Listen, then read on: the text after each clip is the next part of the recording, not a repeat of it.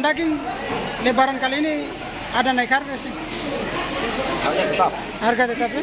1 kilo berapa? 130. 130 ribu. Kalau ini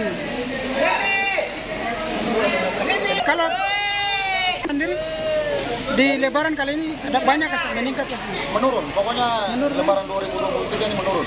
Permintaan lagi menurun. Karena biasanya mau lebaran itu berapa ekor?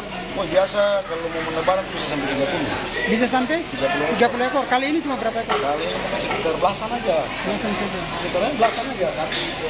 15-an aja. 15 ekor turun. Turun.